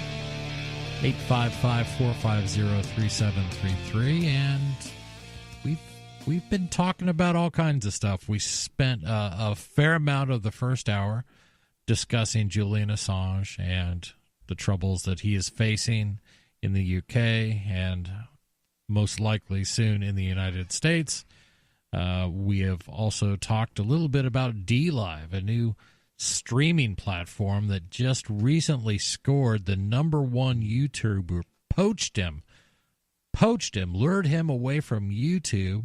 The guy was making I'm not sure if that was lifetime earnings of $40 to $50 million as YouTube's top streamer, but now he is with DLive, where you can also catch our show right now. That's right. We are on DLive at dlive.lrn.fm, and be sure to subscribe to us there. It's kind of cool. It sounds great. It looks great. I got to say, right out the gate, the nice thing about what we did was, as soon as I saw this news, it was actually thanks to the chatters in the Discord server. I wouldn't have seen the story about PewDiePie necessarily. See, now I posted that in one of our telegrams. You did. You might have been a little bit later than them, but I'm not sure. Impossible. Either way. Go ahead. Delude yourself. The more times I see something, the more likely I am to look into it. Yeah, that's true. That's right. That's how advertising works. I mean, when you hear a message enough times, the idea is eventually you'll remember it and then go and do something about it. Mm-hmm. And they say that I don't know, whoever they is, they say that the average person has to hear a message 21 times before they'll actually act on it. So good. Your pants are on fire. I acted on this right away because, I figure you follow the big dog in this particular case. Right. And PewDiePie is a huge star. I've never actually seen him for more than, a couple seconds here and there on a clip or two. But I have never. Yeah. But last night, Angie was saying she loves him. She thinks he's funny, and Zarasta in our chat room thinks he's hilarious. And these are women that are way out of his demographic. Right. So purportedly. So he's a huge star, and I figure, all right, well, what let's is his demographic purportedly? Young males. Okay. Yeah. I mean, who's going to watch a guy play video games on the internet? Yeah, he does, and I guess I don't have any idea who's going to watch a guy play video. It'd be crazy people. Hey, millions of them. 92 million or something like that. It's insane numbers. 855-450 free. If you can tell us what PewDiePie does, because none of us... He plays video games. Apparently, I know what he does. I just don't watch. Is there more to it? I've heard he does other stuff, too. Well, why don't we go next door after the show tonight and watch some PewDiePie and find out what he does? We can report back next week. Well, you could probably watch recordings of it, but I don't know if he's live on DLive yet. Is he? No. He starts on the 14th, so there's like this big build-up that's going on. Where he's put the announcement out on his YouTube channel, so now millions of people are seeing that, and there's a certain date for his first broadcast on DLive. So over the next few days, what we're going to see happen is a lot of his fans and others who see the news are going to check out this new platform, and we're already seeing that he's already got 100,000. I looked at his account earlier today; he's already got 100,000 followers. We're already, I think, past 100. We were at like 97 earlier today. So I mean, we've been there for 24 hours, and we're doing better on DLive day number 1 as far as views than we are doing on Twitch after a year. The question I would ask PewDiePie if I had him here would be, did you get cash up front from the company for changing, or did you change because you have confidence in this new platform? It's got to be cash, right? I mean, it's got to. Well, I wouldn't sacrifice something that had already made me $45 million for the hope of something else being purer or better. Well, I would want to see that I had money up front. That, and the good news for him is stock. It's low risk for him, because he's not closing his YouTube channel. He's just going to stop live streaming to his YouTube channel, so he can still take. But that may affect his YouTube viewership, and if those viewers don't go to DLive, then he's lost. I don't think that, and I know we got Gene the Christian Anarchist here, but I don't think that as far as viewers are concerned, as long as you've got new content coming to YouTube, he's going to not lose any significant amount of views. Yeah, see, I don't know if it's like a football game where you got to watch the thing live when you watch a video game. They have different ways that they're paying these guys out. We're going to go to Gene, the Christian Anarchist. Gene, you're on Free Talk Live. Hey, guys, I want to talk about Julian. Go ahead. And Trump as well, because people seem to think that, or some people are speculating that Trump's going to rescue Julian and yada, yada, yada. And I don't think there's no way a snowball's chance in hell that Trump will ever do anything for Julian. Now, he sure used him during the campaign. Oh, I love WikiLeaks. I love WikiLeaks. That's what he said. He said it so many times how much he loved WikiLeaks. And but that's just what we call pillow talk, baby. But anyway, I think that Julian is in some, serious danger here. I think that they'll probably have him turned over very shortly. He'll have lawyers trying to fight it. But, I've said this since my experience fighting the IRS. And that goes back at least 20. Well, I started over 30 years ago, and I fought them for 20 years. And did the law win? Well, I finally gave in because we needed to get on with our business.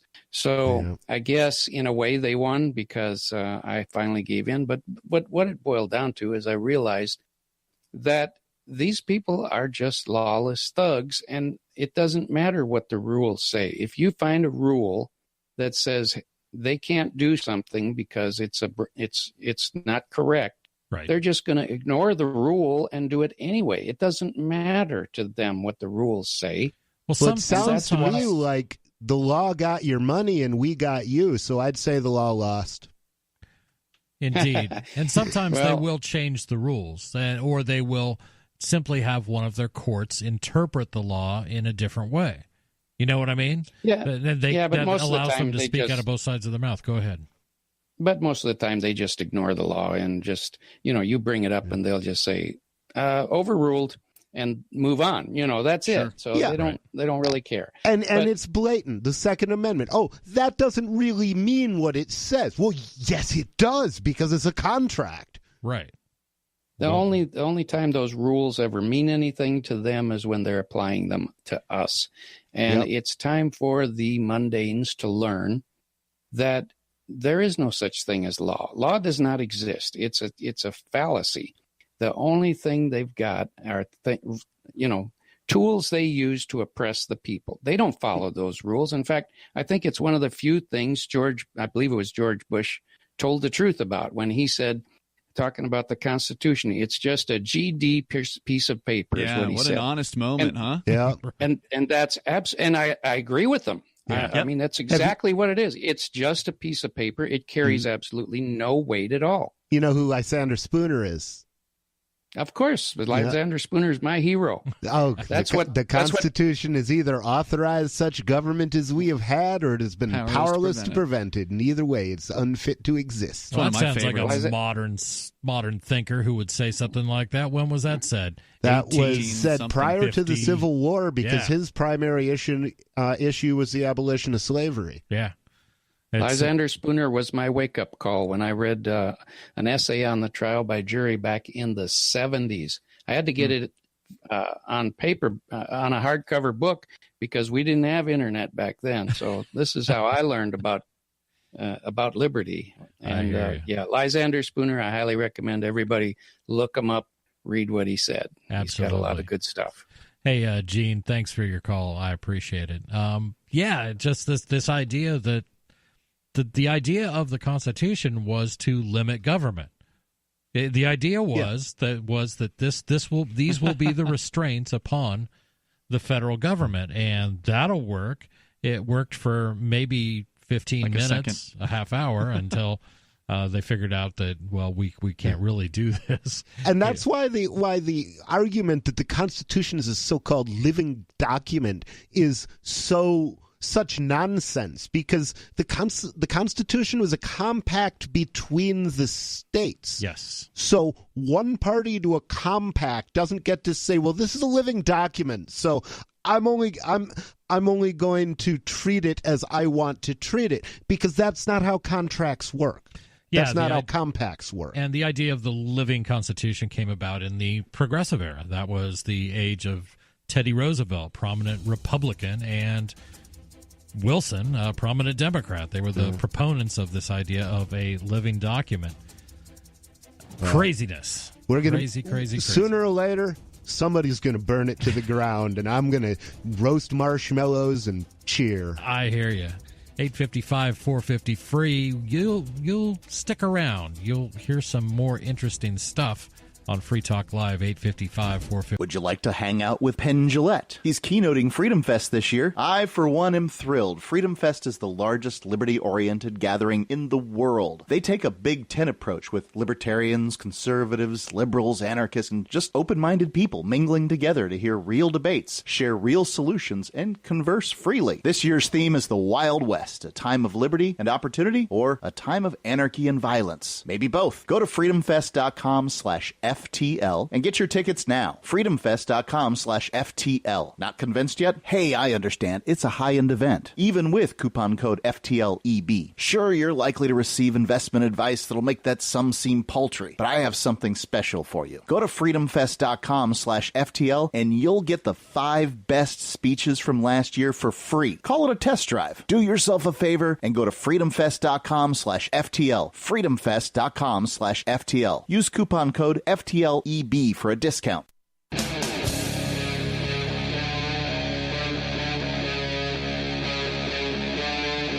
Free Talk Live. This is Free Talk Live, hour number 3. We do 3 hours every night, and you can join us in studio at 855-450 free. Tonight we have myself, Chris. I'm Ian. And I'm Pope Indigent of the Church of the Invisible Hand. Also known as Rich Paul. There we go. And I wanted to tell you about Forkfest. Did you miss Forkfest 2018? You may have never even heard of Forkfest 2018. You forked up. You forked up. We want to make sure you know about Forkfest 2019. Start planning now to attend Forkfest 2019 and join liberty-minded voluntarists, anarchists, and libertarians from June 13th until June 18th for Forkfest 2019 at Rogers Campground in the beautiful White Mountains of New Hampshire. Forkfest is a fork of another popular camping party in the woods, and you're invited to come and create whatever experience you'd like others to have.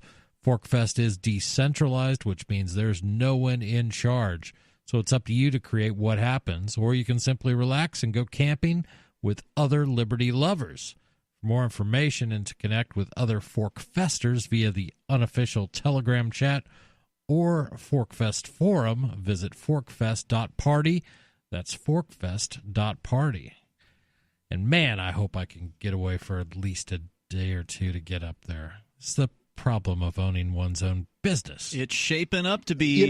have you considered just shutting down for a week? It's hard to do that, though. It's hard to do that, but, it's... Everybody's got to have some downtime. I take 2 days off a week.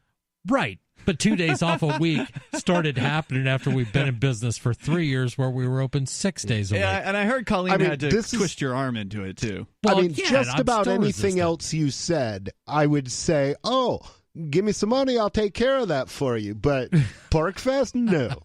Or Forkfest, no. I'm going to be there. I ain't missing it for the world. It's a good time. And the neat thing about it, and this was what I've always liked about other events, libertarian-minded, you will be presented with ideas that you will not hear anyone else. And I don't care if you're coming at the world from the left, if you're coming at the world from the right, if you're a diehard Democrat, diehard Republican. I think if you will open your eyes and open your mind, there's some things out there. There's more than just two choices in this world. It's not just Coke or Pepsi.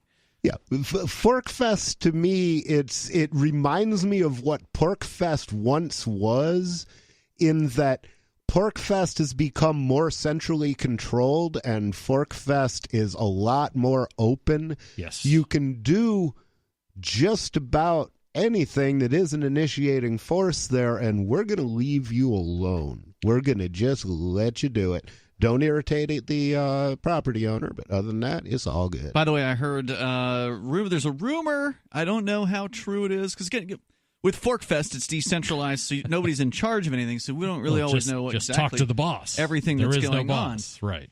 But everybody's the boss of their own selves and their own campsite and what they want to do there. I heard a rumor that the Big Gay Dance Party, which was originally scheduled to come back. This was one of the biggest features, the most popular, the most fun parts of the Porcupine Freedom Festival until it stopped when Buzz retired from throwing it. Yeah. I think in 2015 was her last year.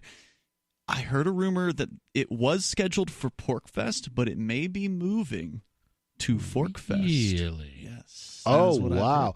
See, I like that idea because, there's something to be said for a family-friendly Porkfest, okay? Mm-hmm. Because I want families to be able to come in here, and including Christian families and families that are socially conservative. I want them to be able to come up here and go to Porkfest and have a good time. But I also want people who want more of an adult experience, who want to see Porks Gone Wild. I want them to come up to Forkfest, mm-hmm. and I want them to have a good old time too. And there are some people that will really enjoy both environments if we do it that way. So this doesn't have to be a contention. This isn't a war. This isn't an either or. And if it's presented as a choice, it's a false choice. Agreed. And the idea of, I just love the idea of a competitor. Yes. I like to see multiple events, and I like to see them competing for the same vacation time. And I think, for me, a decentralized event, something where there is nobody in charge, that has a lot of appeal. And for a lot of you out there, well, that sounds pretty anarchistic. There's also it's still on private property. Illustration of how capitalism allows both competition and cooperation, because Forkfest is actually a sponsor of Porkfest, although for some reason that isn't reflected on the Porkfest site right now. I think that's just a technical thing. I wasn't going to talk about it tonight, but I can't let you say something that's no longer true. That is no longer true. Oh, really? Okay. Yes. I'm very disappointed to hear that. I was contacted after it was true for over a month. The Forkfest logo was on the porkfest.com website. Yep. And it mysteriously disappeared a couple of days ago, and I reached out to find out, hey, what's going on? What happened to the logo? Johnson brought it to my attention. I didn't know it was gone. He said, hey, did you know the Forkfest logo that he designed is gone from the website? And so I looked into it, because I was the person who did the sponsorship, but it could have been anybody who did the sponsorship, because, again, it's decentralized. And I don't want to hash out all the details on it here, but let's just say somebody within the Free State Project pulled the plug on that sponsorship. They decided they didn't want the money if it comes from Ian Freeman. Wow. Oh.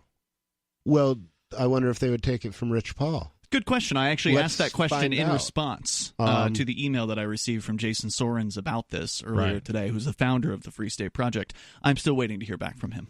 Interesting. Oh, that is so disappointing. Yeah, it is. I wasn't planning on bringing it up tonight, but since you said that, I didn't want you to. Yeah, I probably would have kept that comment to myself had I known. It's disappointing to me too. Yeah, I didn't want to see that happen. Right. Yeah. That is disappointing. Sorry to bring down the show there. The disappointing thing about it is there are some people, and to some extent, this is a tempest in a teapot.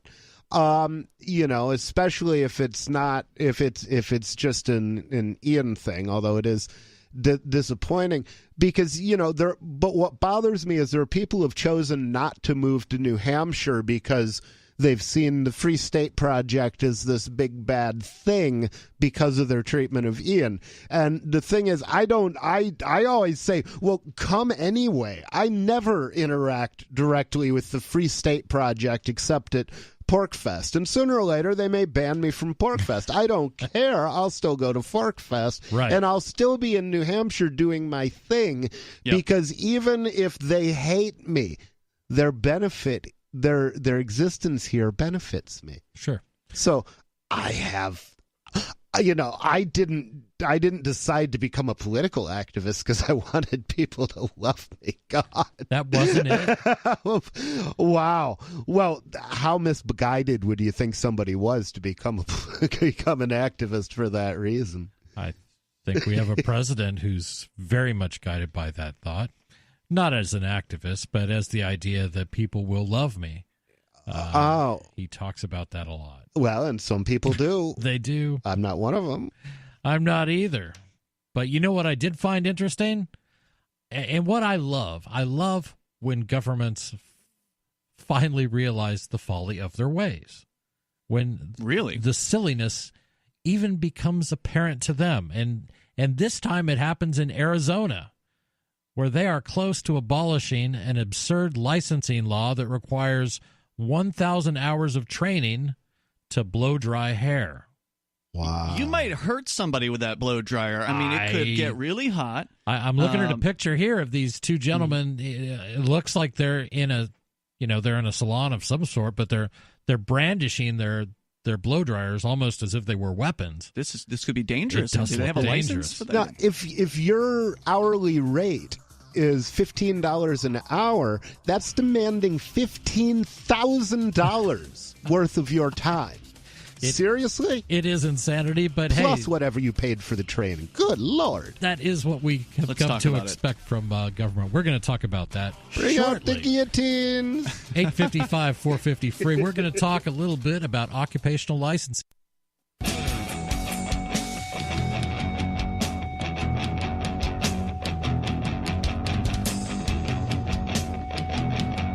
This is Free Talk Live. You can reach us at 855-450-FREE. That's 855-450-3733. Or hit us up on Discord, discord.lrn.fm.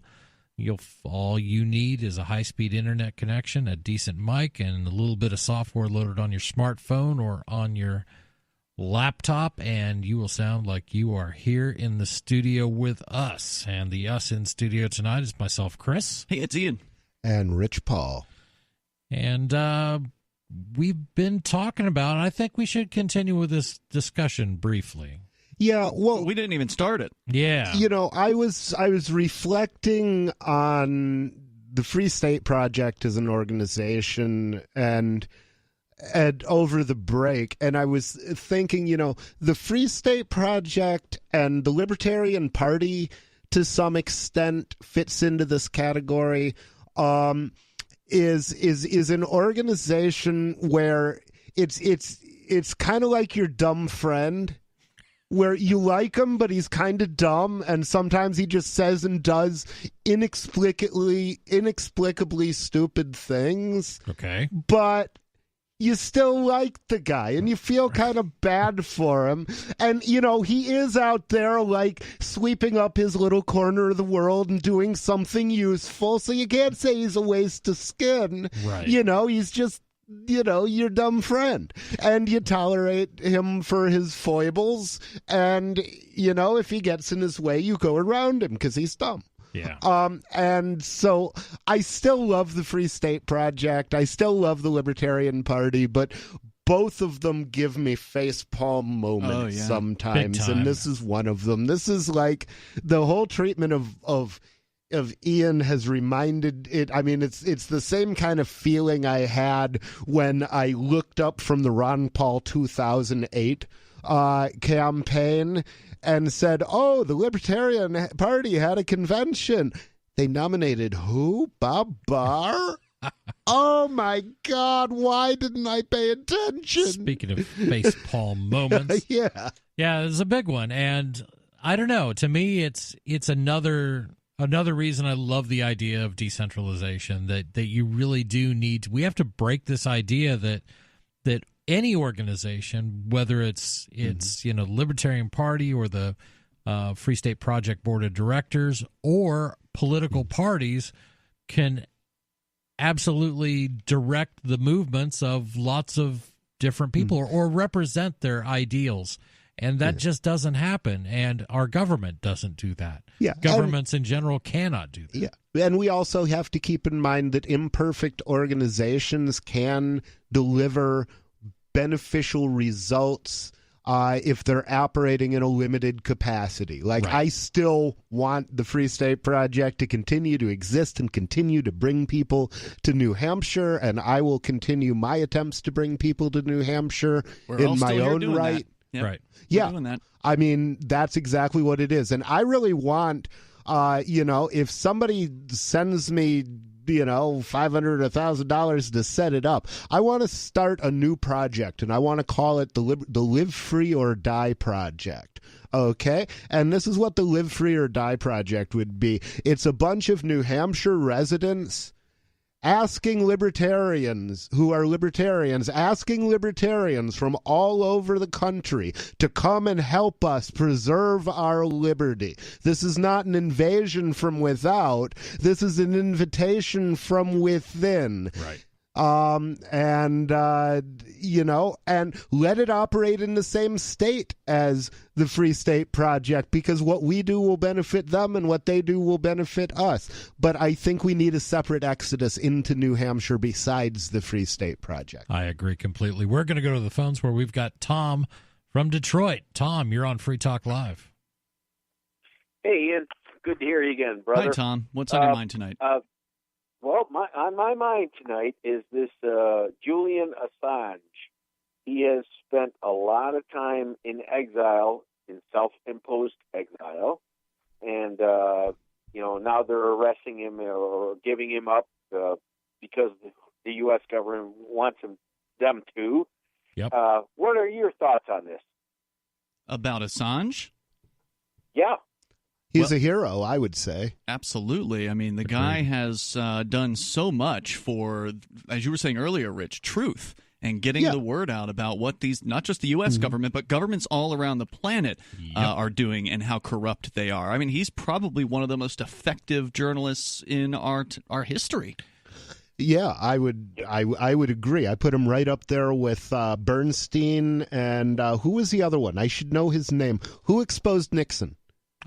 Woodward. Woodward and Bernstein. Woodward and Bernstein. That's like Simon and Garfunkel. See, that's, those are names that should be remembered through history. They will be. And I would agree with that. What I particularly appreciate is that WikiLeaks has been, vilified and nearly sainted by the Democrats. And then you flip a couple years forward, and it's the Republicans who are touting how great they are. You know what I mean? Yeah. Well, because they pointed out the silliness and the insanity that goes under both political parties here in the U.S. I posted a meme today that showed the issues one by one and how for each issue, for each truth that Wikipedia exposed, there's one party saying, throw him in jail, and there's another party saying, yay, because, the truth has been divided between the parties. That's why neither of them has the right answer. Absolutely. The Libertarian Party puts the truth back together, or the Libertarian philosophy, I would say. They're all killers, liars, and thieves. And Assange, as you just said, and as you just portrayed, has violated both sides. Yeah. Because they are all killers, liars, and thieves. So excellent. Now, Thank do you believe? Thanks for your call. Oh, sorry. Okay. That's okay. I won't say that. I will say that I believe that the truth be known, the Democrats and the Republicans are run by the same people. I believe they form a single cartel. I believe that's closely guarded knowledge, but I think they do. I think the word you're looking for is oligarchy. I think that's what we've lived in for probably most of our lives. There is a group of people that are very wealthy and that can pull the strings, and they can get They've effectively bought both sides. Right, and one of my favorites is Bill Hicks's bit about when a new president is elected, he's taken into a small room. He is shown an angle of Dealey Plaza in Dallas that he's never seen before. It's a film from 1963, and he's never seen this angle, and they let him watch it, and then they say, okay, do you have any questions? Yeah, see, I wouldn't be the least bit surprised if they, took if that happened, or even if they took Trump into a room and said, if you step outside the borders we prescribe, this is what's going to happen to your daughters. Maybe that's why I think he's there's so a reason borders. that single people never get elected president. It's hard. You don't have as much leverage against them. You could be right. We're going to try to get into some silly laws when we return. Do you need to be licensed to blow dry hair? That's the question. 855-450-FREE. This is Free Talk Live. Did you know you can legally exit the U.S. federal income tax system? Well, it's true, and thousands of American nationals are doing it. The 16th Amendment and the Internal Revenue Code are legal, but only in a limited jurisdiction. This is the basis behind the voluntary nature of the income tax. Learn the exit strategy provided by Congress. Find out more by visiting weissparis.com and watch our numerous videos. That's WEISS Paris.com.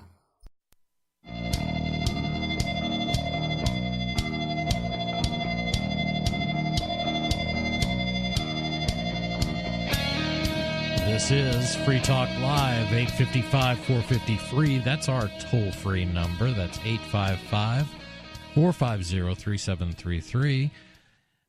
We've got some time left if you'd like to join our conversation. We've been talking about Julian Assange. That's been the big news tonight.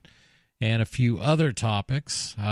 We were just briefly discussing the pros and cons of heavily centralized... Yes, of centralized organizations and how they struggle. They certainly struggle, and we see that at all levels. We see it in private organizations that are just trying to do a good thing in a single state, all the way up to governments and super governments like the United Nations.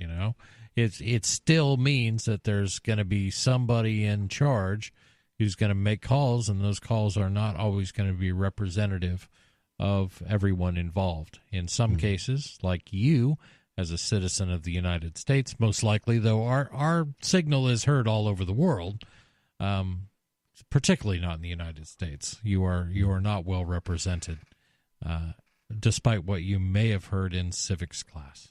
Yeah. Turns out taxation with representation ain't so great either. Oh, my gosh. Have we talked about the taxation is theft movement? In New Hampshire, you mean? In New Hampshire? Dave Ridley called in about it, I don't know, about a week or so ago, it feels like now. Yeah. What's happening is some of the state reps have been saying publicly that taxation is theft, I guess, in front of, the state house. They've been saying it, I think, during the state house deliberations. Yeah. And for those of you outside of our little world here in New Hampshire and outside of the Libertarian Party, it's been sort of a running libertarian ideal that taxation is theft. In other words, you don't have a choice. And if you don't have a choice in where your money goes and somebody else tells you where it's going to go through taxation, that's not providing for the good of society. That's theft. Yeah. That's stealing. It's probably more accurate to say that a taxpayer is a part-time slave, but it doesn't roll off the tongue the same way. Yeah, and taxation you can also say extortion in there too, because you are extorted to pay for things that you may not wish to. Yeah. But what happened here in New Hampshire was, we have a fairly healthy libertarian population, but suddenly a lot of the Republicans have sort of glommed onto this phrase too. So it's literally making headlines. Taxation is theft. Are they? Wait. Now, well, we've got some of the good kind of rhinos, though. We've got rhinos who aren't really Democrats. They're really libertarians, and that's a good kind of. Yeah. Well, that's what I want to know is of these people who've been saying taxation is theft, how many of them are the actual libertarian state reps versus those who are the real Republicans? I think if it were only the libertarian state reps, the sort of the closeted libertarian state reps, I don't think it would be a story. This is being talked about at all. Coming from all over the place, and I'm loving it. And the Democrats are. I haven't seen the Democrats so pissed off since we took away their slaves. Right. There's another thing where every time somebody says taxation is theft in the Capitol, and that's how I know it's during deliberations because it's not open ended. But every time someone says taxation is theft, there's a woman who's donating $5 to a liberal organization. I heard about that. Yes. I heard there was a group of them that are. There's a vast email chain that's been. Evidently, somebody leaked out. So now what we need to do is start our own thing where every time a member of the House says taxation is theft, we'll donate $5 to their party. Well, what I love about this whole idea the Democrats, so long as they say it unironically, the Democrats, in their response, they're like, no, we're going to show them, we're going to donate money to our causes, and this we'll use this as a fundraiser. Well, I'm like, well, great. So what you're promoting is raising money to support causes voluntarily. Yeah. Oh, wow, that's almost libertarian. Of course, many of their causes probably want government to do things for them. It would be a lot easier to pay taxes if you could, click no on these funds can be used for the military. Mm-hmm. Yeah. And there's still a few that would get my if I could pick and choose, a few would still get a couple bucks from me, only a couple. We're going to go to the phones where we have Sarah in New Mexico. Sarah, you're on Free Talk Live. Yeah, I just want to say that a lady from Clovis, New Mexico, she ran over and killed a bicyclist here. And the thing is that he's an Australian. So I'm talking to He's an Australian citizen that was visiting New Mexico, and he got killed. Okay, the bicyclist was an Australian. Okay, that's what I thought you were saying. Just wanted to be clear. Not the killer. It did make them. No, it did make them. Well, I mean, she's from New Mexico. What do you expect? That's Hold on. Did she kill her. him in Australia or in New Mexico? Or because he was Australian? No, she killed him in New Mexico. Okay, got it. Okay. Did the Australian guy live, or did the Australian guy hit the guy? Wait, it was an Australian guy who was the victim of somebody who, and it was just a car accident, right? It wasn't a murder. She didn't try to hit the guy. Oh, we don't know that. Well, she said ran him over and killed him. Okay. Mm. Well, I mean, she hit him from the back. Mm-hmm. But the bicycles, they get knocked off the bike and get scratched up, and it happens a lot. They get hit from the back, but she winded up killing him because she hit him so hard. The Sarah, thing is, they're gonna. A lot of people like getting hit hard from the back. If a car hits a bicyclist, I'm going to bet on the car winning.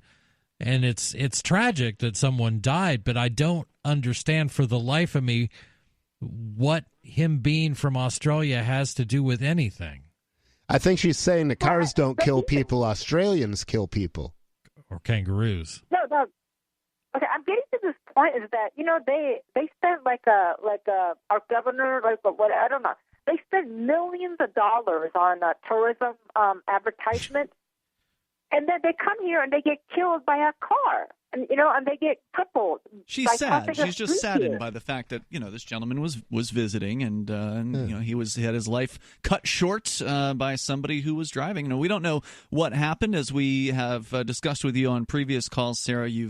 You're very interested in traffic issues and things like Obsessive. that. Yeah. A little bit. And it's not a bad thing to be concerned with other people and their well-being. So I can understand and appreciate where you're coming from. But the reality is accidents happen.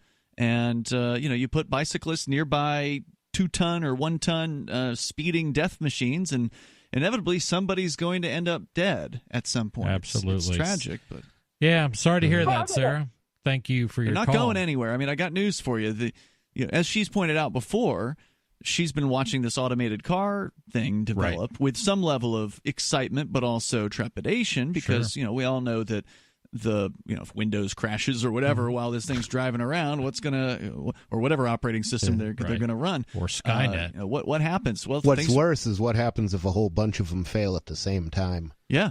And so that's a legitimate concern. But either way, as long as people have to move from point A to point B and we don't have teleporters, there's going to be cars, and that means accidents. There will always be accidents, and it's sad. There is no risk-free life, though. I mean, there are a lot of risks to not having transportation, also like starving to death. Sure. Not being able to trade, having a lower standard of living. So, a lot of people die working. And a lot of people, that's not a result of capitalism or of anything else. It's just when you do useful things, it involves moving large things around. Large things will kill you. And even if all that fails, life itself is terminal. It all comes to an end at some point, whether you want it to or not. So I say live fast, die young, and leave a good-looking corpse. Nicely said. If you ever had one. There you go. 855-450-FREE.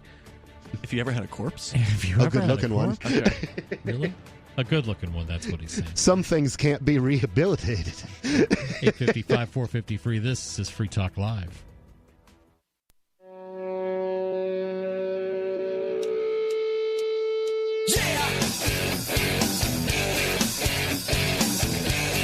This is Free Talk Live. Final minutes of our show tonight, but we still have a little bit of time. Do you want to call in? God, I can't believe how fast that went. I know, when you're having fun. Something about that, right? Yeah. 855-450-FREE. You can try to get in. But I wanted to say thank you, honestly, thank you to Lynette, who is a gold amplifier. Amplifiers are people who help support the show. AMP stands for Advertise, Market, and Promote, and we use that money to go get more radio stations. That doesn't benefit us directly.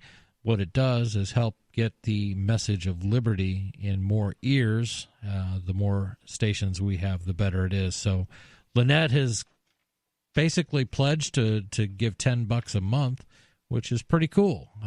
If you want to find out more, you can find out more at amp.freetalklive.com. Thanks, Lynette. Yeah, thanks a lot. Yeah, we appreciate it. So we try to do that every night. We try to find some amplifier and just personally thank you, and I really appreciate it. We are going to go to the phones. Which, by the way, it's opt-in for that. So when you join the AMP program, by default, you're not on that list. But if you would like to be included on the list of people that we say thank you to, then you can there's a couple fields that you can fill out in your profile. Thanks for clarifying that, because I actually was going to ask about that one night. No, we're checking with these people before we out them, right? Oh, no, absolutely. we call their boss at home, too. Yeah, in fact, if you're a real privacy nut, you don't even have to give over any identifiable information. Like normally with like a credit card, you have to say who you are, right? But if you do Bitcoin, if you do a Bitcoin contribution over at amp.freetalklive.com, you can use a throwaway email address and, don't That's put anything not a privacy coin, though. Do you take Zencash or do you take Monero? Not at this time. Okay. It would take a lot of money to add those as an option. Basically, it's custom programming that has to be done to accept these things through the AMP program and kind of tie it all in together.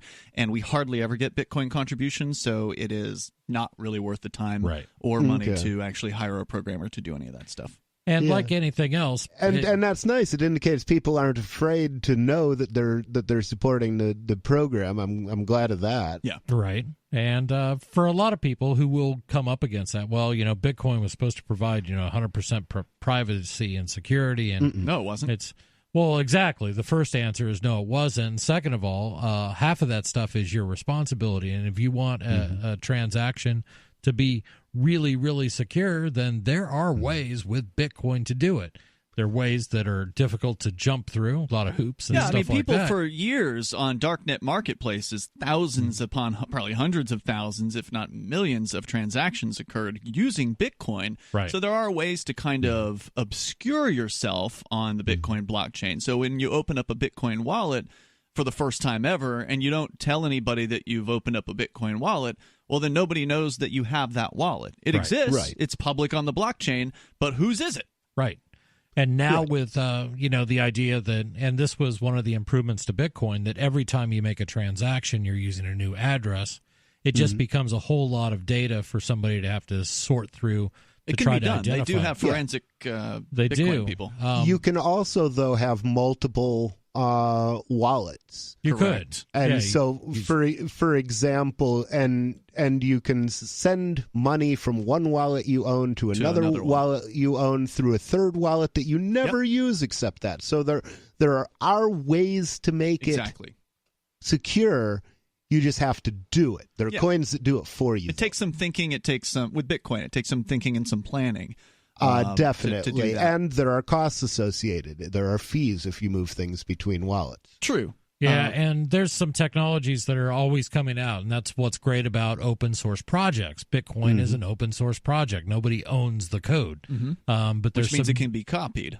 It can be copied. It has been thousands of times. Sure. Virtually, we were talking about this in the last segment, that a lot of the coins that are out there are derivatives of Bitcoin's original code, but you also see these improvements. One wallet that I like just for Bitcoin, because it doesn't support anything else, is Samurai Wallet. So Samurai supports something called Stonewall, which makes it appear that your transaction is part of a much larger group of transactions, which makes it much harder to identify who actually sent it. If there's a privacy wallet... Is that different from mixing?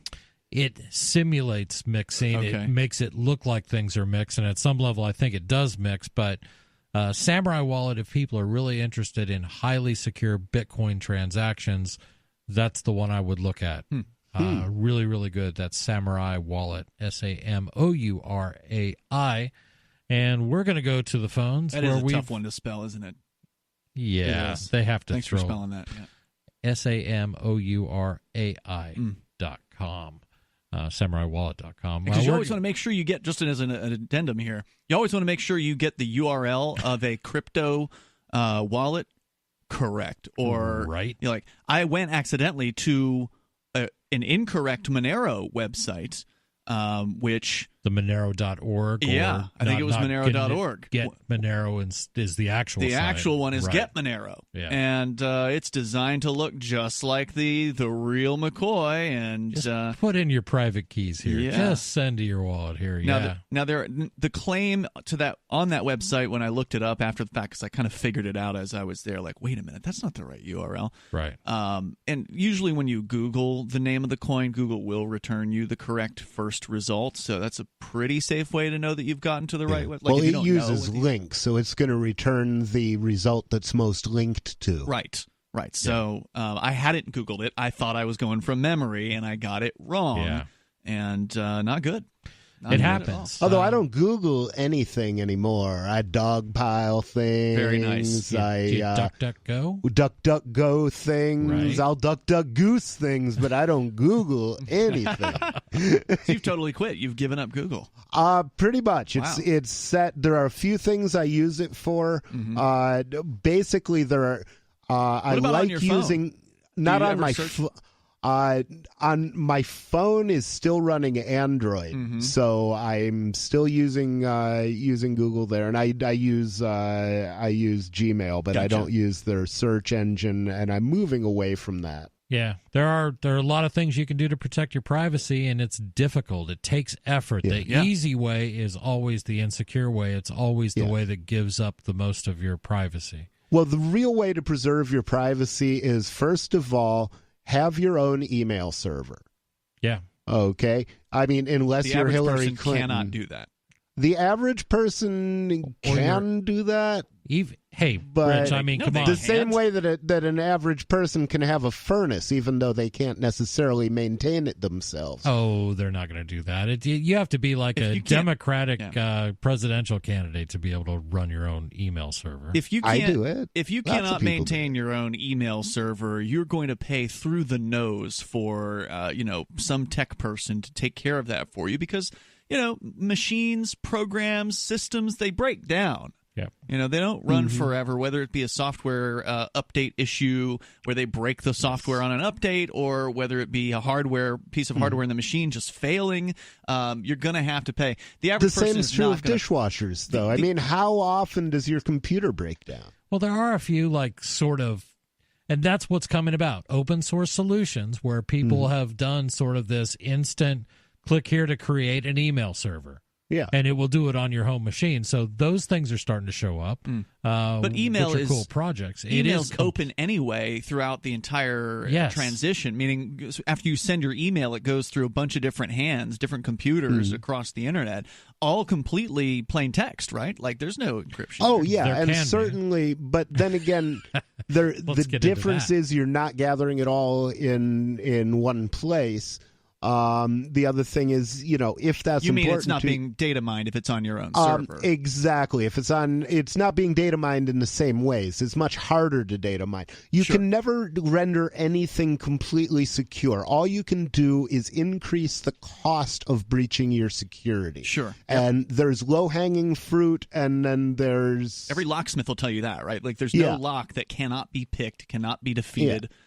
By a determined opponent. Sure. Right. So what you do is the 80-20 rule. I mean, you can get 80% of the benefit of securing your server by doing 20% of the work, and generally that's sufficient. Well, the example of this when it comes to email that I always think of is room 641A, which is at 611 Folsom Street in San Francisco. That was the AT&T room that had all the spy room. One of many. Yeah. There was a whole other article about AT&T having a myriad of these around big cities in the United States. Well, I mean, they're going to do that for corporate interests, if not for government interests. I mean, you can't just trust people with your data. God forbid. But that's all the time we have tonight. I want to thank you for joining us here on Free Talk Live. Be sure to tune in tomorrow, where you'll hear even more interesting things than we could even come up with tonight. Thanks for joining us. This is Free Talk Live. Business owners, you want more customers? Accept cryptocurrencies. There's people all around you just waiting to spend money at your store. If only you would take it. I know, you've been waiting till someone else makes it easy. Well, good news. HelpMeTakeBitcoin.com adds Bitcoin to your point of sale, totally free. Use the same equipment you already have, now with Bitcoin. And unlike credit cards, there's no fees. Let the guys at HelpMeTakeBitcoin.com bring new customers to your store. HelpMeTakeBitcoin.com. Go to themorganreport.com and receive updates and insights you will not find anywhere else on the web. You will discover how to grow and protect your wealth under all market conditions. The Free Morgan Report provides interviews, webinars, question and answer sessions, plus mind-blowing videos. As David Morgan says, let my passion create your wealth. TheMorganReport.com. TheMorganReport.com.